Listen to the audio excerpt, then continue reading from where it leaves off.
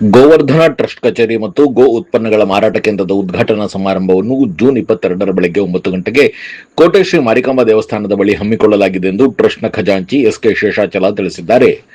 ಶುಕ್ರವಾರ ಪತ್ರಿಕಾಗೋಷ್ಠಿಯಲ್ಲಿ ಮಾತನಾಡಿದ ಅವರು, ಟ್ರಸ್ಟ್ನ ಗೋವಿನ ಮತ್ತು ಗೋಶಾಲೆಗಳ ಅಭಿವೃದ್ಧಿಗಾಗಿ ಈಗಾಗಲೇ ಪ್ರಥಮ ವರ್ಷದಲ್ಲಿಯೇ ಅನೇಕ ಕಾರ್ಯಕ್ರಮಗಳನ್ನು ನಡೆಸಿದ್ದು, ಪ್ರತಿ ತಿಂಗಳು ಶಿವಮೊಗ್ಗದ 3 ಗೋಶಾಲೆಗಳಿಗೆ ಮೇವು ಸರಬರಾಜು, ಮೇವಿನ ಬೆಳೆಗಾಗಿ 12 ಎಕರೆಯಲ್ಲಿ ಮೇವು ಬೆಳೆಸುವ ಯೋಜನೆ, ಅನೇಕ ಗೋವಿನ ಹಬ್ಬಗಳು, ಗೋಮಾತಾ ಜಾಗೃತ ಅಭಿಯಾನದಲ್ಲಿ 10,000ಕ್ಕೂ ಹೆಚ್ಚು ಮನೆಗಳನ್ನು ಅಭಿಮಾನಿಗಳನ್ನು ಪಡೆ ಕಟ್ಟಲಾಗಿದೆ ಎಂದರು.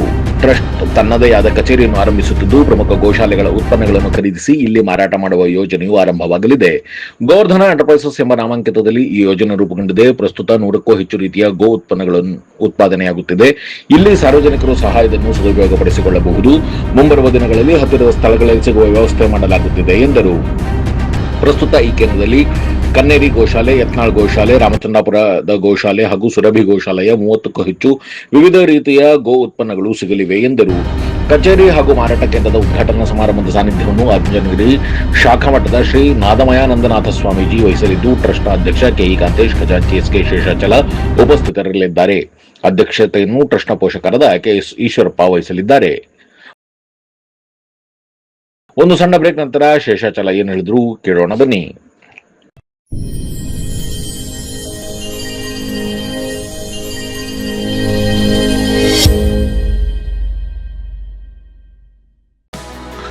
ಶಿವಮೊಗ್ಗ ನಗರದ ಸಾಗರ ರಸ್ತೆಯ ಗಾಡಿಕೊಪ್ಪದಲ್ಲಿರುವ ನಂಜಪ್ಪ ಲೈಫ್ ಕೇರ್ನಲ್ಲಿ ಜೂನ್ 15, 2026ರಿಂದ ಜುಲೈ 18, 2026ರವರೆಗೆ ಬಿನೈನ್ ಪ್ರಾಸ್ಟಾಟಿಕ್ ಹೈಪರ್ಪ್ಲಾಸಿಯಾ ಉಚಿತ ತಪಾಸಣಾ ಶಿಬಿರವನ್ನು ಆಯೋಜಿಸಲಾಗಿದೆ.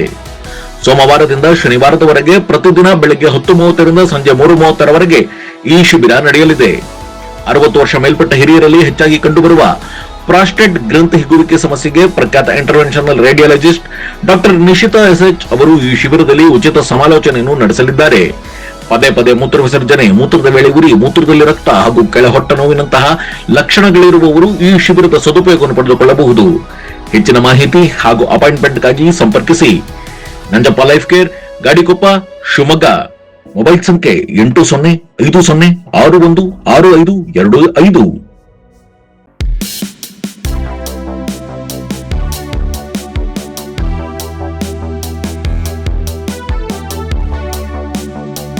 ಈಗ ಮತ್ತೊಂದು ಹೊಸ ಪ್ರಯತ್ನ. ಗೋವಿನಿಂದ ಉತ್ಪಾದನೆ ಆಗ್ತಕ್ಕಂತಹ ಪದಾರ್ಥಗಳು 100ಕ್ಕೂ ಹೆಚ್ಚು ಪದಾರ್ಥಗಳು ಇವತ್ತು ಲಭ್ಯ ಇದೆ.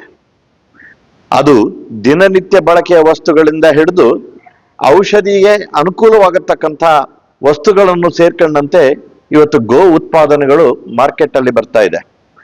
ನಾವು ಗೋವರ್ಧನ ಟ್ರಸ್ಟ್ನಿಂದ ಗೋವರ್ಧನ ಎಂಟರ್ಪ್ರೈಸಸ್ ಅಂತಕ್ಕಂಥ ಒಂದು ಸಹ ಸಂಸ್ಥೆಯನ್ನ ನಾಳೆ ಸೋಮವಾರ 22ನೇ ತಾರೀಕು ಉದ್ಘಾಟನೆಯನ್ನು ಮಾಡ್ತಾ ಇದ್ದೀವಿ. ಇದರಲ್ಲಿ ಈಗಾಗಲೇ ಭಾರತ ದೇಶದಲ್ಲಿ ಪ್ರಚಲಿತವಾಗಿರ್ತಕ್ಕಂತಹ ಕನ್ನೇರಿ ಮಠದ ಗೋಶಾಲೆಯ ಉತ್ಪಾದನೆಗಳನ್ನ ನಾವು ತರಿಸ್ಲಿಕ್ಕೆ ವ್ಯವಸ್ಥೆ ಆಗಿದೆ. ರಾಮಚಂದ್ರಾಪುರ ಮಠದ ಉತ್ಪನ್ನಗಳನ್ನು ಸಹ ತರಿಸ್ಲಿಕ್ಕೆ ವ್ಯವಸ್ಥೆ ಆಗಿದೆ. ಶಿವಮೊಗ್ಗ ನಗರದ ಸುರಭಿ ಗೋಶಾಲೆಯ ವ್ಯವಸ್ಥೆಯು ಸಹ ನಾಳೆ ಇಲ್ಲಿ ಉತ್ಪಾದನೆ ಜಾಗಕ್ಕೆ ಬರಲಿದೆ. ಯತ್ನಾಳ್ ಗೋಶಾಲೆಯಿಂದ ಗೋ ಉತ್ಪನ್ನಗಳು ಶಿವಮೊಗ್ಗ ನಗರಕ್ಕೆ ನಾವು ತರಿಸ್ತಾ ಇದ್ವಿ. ಇದರ ಎಲ್ಲದರ ಉಪಯೋಗ ಶಿವಮೊಗ್ಗ ನಗರದ ಜನತೆಗೆ ನಿರಂತರವಾಗಿ ಆಗಬೇಕು. ಗೋ ಉತ್ಪನ್ನಗಳ ಬಳಕೆ ಅಂದ್ರೆ ಗೋವುಗಳ ಪೋಷಣೆಗೆ ಸಹಾಯ ಮಾಡಿದಂತೆ ಅಂತ ಹೇಳಿ. ಗೋವಿನ ಎಲ್ಲ ಉತ್ಪನ್ನಗಳು ಬಳಕೆ ಆದ್ರೆ ಗೋವು ಸಹ ತಾನು ಸ್ವಾವಲಂಬಿ ಅಂತಕ್ಕಂಥ ಒಂದು ಹಿರಿಮೆಗೆ ಒಳಗಾಗುತ್ತೆ. ಅದಕ್ಕೆ ಯಾರ ನಿರೀಕ್ಷೆಯೂ ಬೇಕಾಗಿಲ್ಲ, ಯಾರ ಅನುಕಂಪವೂ ಬೇಕಾಗಿಲ್ಲ. ತಾನೇ ಉತ್ಪಾದನೆಯನ್ನು ಮಾಡಿ ಆ ಉತ್ಪಾದನೆಯನ್ನ ಜನಗಳಿಗೆ ತಲುಪಿಸಿ ತನ್ನ ಉತ್ಪಾದನೆಯ ಆಧಾರದ ಮೇಲೆ ಗೋವುಗಳು ಸಹ ಸ್ವತಂತ್ರವಾಗಿ ಬಾಳ್ಲಿಕ್ಕೆ ಅವಕಾಶ ಇದೆ. ಈ ನಿಟ್ಟಿನಲ್ಲಿ ಗೋವರ್ಧನ ಟ್ರಸ್ಟ್ ಗೋವರ್ಧನ ಎಂಟರ್ಪ್ರೈಸಸ್ ಎಂಬತಕ್ಕಂಥ ಇನ್ನೊಂದು ಸಂಸ್ಥೆಯನ್ನ ಪ್ರಾರಂಭ ಮಾಡ್ತಾ ಇದೆ. ಶಿವಮೊಗ್ಗ ನಗರದಲ್ಲಿ ಸೋಮವಾರ 22ನೇ ತಾರೀಕು ಬೆಳಗ್ಗೆ 9:30ರಿಂದ ಈ ಗೋವರ್ಧನ ಟ್ರಸ್ಟ್ ಕಚೇರಿ ಮತ್ತು ಗೋವರ್ಧನ ಎಂಟರ್ಪ್ರೈಸಸ್ ಈ ಎರಡೂ ಸಂಸ್ಥೆಗಳು ಅಧಿಕೃತವಾಗಿ ತನ್ನ ಕಚೇರಿಯನ್ನು ಪ್ರಾರಂಭಿಸಲಾಗಿದೆ. ಸಾರ್ವಜನಿಕರು ಇದರಲ್ಲಿ ಹೆಚ್ಚು ಬರಬೇಕು, ಗೋ ಉತ್ಪಾದನೆಗಳನ್ನು ಹೆಚ್ಚು ಬಳಕೆ ಮಾಡಬೇಕು. ಇದರ ಮುಖಾಂತರ ಗೋಮಾತೆಯ ಪರಂಪರೆಗೆ ನಾವು ಹೆಚ್ಚು ಸಹಕಾರ ನೀಡಬೇಕು ಅಂತೇಳಿ ತಮ್ಮೆಲ್ಲರನ್ನು ವಿನಂತಿಸ್ತೇನೆ. ಶೇಷಾಚಲ ಅವರು ಹೇಳಿದ ರೀತಿಯಲ್ಲಿ ಕನ್ನೇರಿ ಸ್ವಾಮಿಗಳು, ರಾಮಚಂದ್ರಾಪುರ ಸ್ವಾಮಿಗಳು ಮತ್ತೆ ಯತ್ನಾಳ್ ಅವ್ರದ್ದು, ಶಿವಮೊಗ್ಗದ ಸುರಭಿ ಗೋಶಾಲೆ, ಈ 4 ಕೇಂದ್ರಗಳಿಂದ ಈಗ ಪ್ರಾರಂಭಕ್ಕೆ ನಾವು ಗೋವಿನ ಉತ್ಪನ್ನಗಳನ್ನ ನಾವು ತಗೊಳ್ತೀವಿ. ಇದಲ್ದೇನೆ ಕರ್ನಾಟಕ ರಾಜ್ಯ ಮತ್ತು ಈ ದೇಶದಲ್ಲಿ ಎಲ್ಲಿ ಅತಿ ಹೆಚ್ಚು ಒಳ್ಳೆ ಪ್ರಾಡಕ್ಟ್ಗಳು ಸಿಗುತ್ತೆ ಅದನ್ನು ಕೂಡ ಬರುವಂತ ದಿನಗಳಲ್ಲಿ ನಾವು ತಗೊಳ್ಳಂತ ವ್ಯವಸ್ಥೆನೂ ಕೂಡ ನಾವು ಗೋವರ್ಧನ ಟ್ರಸ್ಟ್ ಮುಖಾಂತರ ನಾವು ಮಾಡೋರಿದ್ದೀವಿ.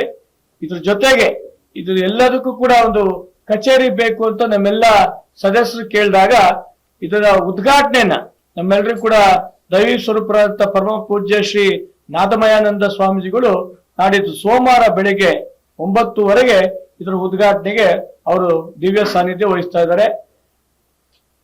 ವಿಶೇಷವಾಗಿ ನಾಡಿದ್ದು ಸೋಮವಾರ ನಮ್ಮ ಗೋವರ್ಧನ ಟ್ರಸ್ಟಿಗೆ ಕೇವಲ ಹಿಂದೂ ಸಮಾಜ ಅಂತಲ್ಲ, ಮುಸಲ್ಮಾನ್ ಬಾಂಧವರನ್ನು ಕೂಡ ನಾವು ಕೂಡ ಸಹಕಾರ ಕೊಡ್ತೀವಿ ಅಂತೇಳಿ ಅವತ್ತು ಮುಸಲ್ಮಾನ್ ಬಾಂಧವರು 1-2-3 ಜನ ಬಂದು ನಮಗೆ ದೇಣಿಗೆ ಕೊಡ್ತಿರೋದು ಗೋವರ್ಧನ ಟ್ರಸ್ಟಿಗೆ ಒಂದು ನಿಜಕ್ಕೂ ಕೂಡ ಒಳ್ಳೆ ಕೆಲಸ ಮಾಡ್ತೀವಿ, ಸಮಾಜದಲ್ಲಿ ಒಳ್ಳೆ ಕೆಲಸ ಮಾಡ್ತಿದೀವಿ ಅಂತ ನಮ್ಮೆಲ್ಲರಿಗೂ ಕೂಡ ಪ್ರೇರಣೆ ಕೊಡ್ತಾ ಇದೆ. ಈ ಒಂದು ಅಧ್ಯಕ್ಷತೆಯನ್ನ ಕರ್ನಾಟಕ ರಾಜ್ಯದ ಮಾಜಿ ಉಪಮುಖ್ಯಮಂತ್ರಿ KS ಈಶ್ವರಪ್ಪನವರು ಇರ್ತಾರೆ, SK ಶೇಷಾಚಲ ಅವರು ಇರ್ತಾರೆ, ಉಮೇಶ್ ಆರಾಧ್ಯ ಅವರು ಇರ್ತಾರೆ, ನಾಗೇಶ್ ಎಂ ಮತ್ತು ರಮೇಶ್ ಬಾಬು ಅವರು ಉಪಸ್ಥಿತರಿರ್ತಾರೆ. ಹಾಗಾಗಿ ಈ ಒಂದು ಗೋವರ್ಧನ ಟ್ರಸ್ಟಿಗೆ ಇನ್ಯಾರ್ಯಾರು ಬರುವಂತ ದಿನಗಳಲ್ಲಿ ಸಹಕಾರ ಕೊಡಬೇಕು ಅನ್ಸುತ್ತೆ, ನಮ್ಮ ಕಚೇರಿಗೆ ಬರಬೇಕು, ಬಂದು ಅವರು ಕೂಡ ದೇಣಿಗೆ ರೂಪದಲ್ಲೂ ಕೂಡ ಅವ್ರು ಸಹಕಾರ ಕೊಡ್ಬೋದು. ಜೊತೆಗೆ ಮೊನ್ನೆ ನಮ್ಮ ಮಂಡಗದ್ದೆ ಹತ್ರ ಒಂದು ಹಸು ಕಾಲ್ ಮುರಿದು ನಡಿಲಿಕ್ಕೆ ಆಗ್ತಿರ್ಲಿಲ್ಲ. ನಮ್ಮ ನಾಗೇಶು ಮತ್ತು ಅವ್ರ ತಂಡದವರೆಲ್ಲ ಹೋಗಿ ಹಸುನ್ ತಗೊಂಡ್ಬಂದಿದ್ದಾರೆ ಆಂಬುಲೆನ್ಸ್ ಅಲ್ಲಿ. ಆದ್ರೆ ಕಾಲು ಪೂರ್ತಿ ಸಂಪೂರ್ಣವಾಗಿ ಹುಳ ಆಗ್ಬಿಟ್ಟಿದೆ. ಈಗ ಡಾಕ್ಟರ್ಗಳು ಅದನ್ನ ಕಾಲನ್ನ ತೆಗಿಲಿಕ್ಕೂ ಕೂಡ ಹೇಳ್ತಾ ಇಲ್ಲ. ಈಗ ಸ್ವಲ್ಪ ಟ್ರೀಟ್ಮೆಂಟ್ ಕೊಡ್ತಾ ಇದಾರೆ, ಅದು ಗುಣಮುಖ ಆಗ್ಬೋದು ಅಂತ ಇವರೆಲ್ಲರದ್ದು ಅಭಿಪ್ರಾಯ ಇದೆ. ಬರುವಂತ ದಿನಗಳಲ್ಲಿ ಆಗ್ಬೋದು ಅಂತಿದೆ. ಆಗ್ಲಿಲ್ಲ ಅಂದ್ರೆ ಅದ್ರ ಕಾಲು ತೆಗಿಬೇಕಾಗತ್ತೆ. ಆದ್ರೆ ಗೋವಿನ ಹಿತದೃಷ್ಟಿಯಿಂದ ನಾವೆಲ್ಲರೂ ಕೂಡ ಒಟ್ಟಾರೆ ಈ ಎಲ್ಲಾ ಗೋವರ್ಧನ ಟ್ರಸ್ಟ್ ಸದಸ್ಯರು ನಾವೆಲ್ಲರೂ ಕೂಡ ಸಂಪೂರ್ಣವಾಗಿ ನಿಂತಿದೀವಿ ಅಂತ ಸಂದರ್ಭದಲ್ಲಿ ನಾನು ಹೇಳಿ ಬಯಸ್ತಾ ಇದ್ದೀನಿ.